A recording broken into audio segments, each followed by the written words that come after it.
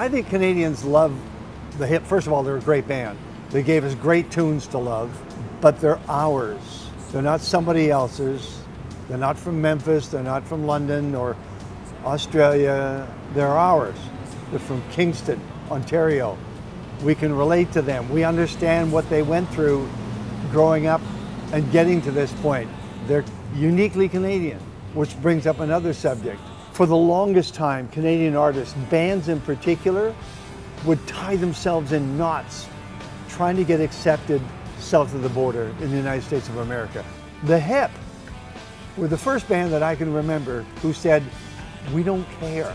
We're going to be Canadian. We're going to play for this audience. We're going to ask them to love us and we'll love them in return.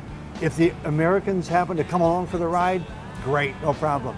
But they said, we're not going to play by those rules. That's what I love about this band. First time I saw them live, I think it was the Town Pub, might have been the Railway Club. It was a small room. It was a very loud band in a small room. That's what I remember.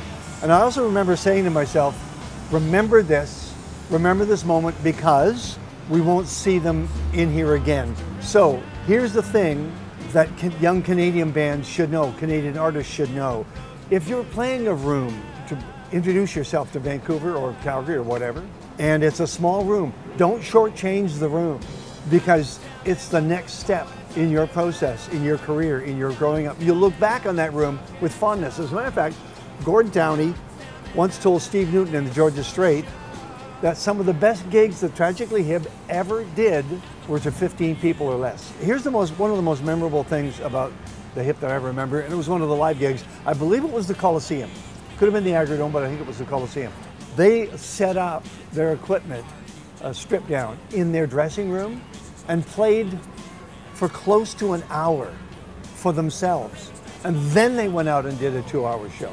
They wanted the groove and literally their sweat to be right before they ever got out on stage. When they hit that stage, they didn't warm up. They had warmed up an hour previously. What is the legacy of the Hip? I think we're still too close to it. I mean, it's right in front of us. They've lived their lives. We've been the audience. We've bought the music. We've loved what they've done. I think we won't know that legacy for a while, till we can get over our grief and then think about how they wrote their songs, what they were, what they represented, and the way they recorded, where the band would jam in the studio and Gord would have his notebooks. And when he found the words to fit what the guys were playing, then they did the song. I mean, nobody works like that. But their legacy is yet to be written. It has to play out first.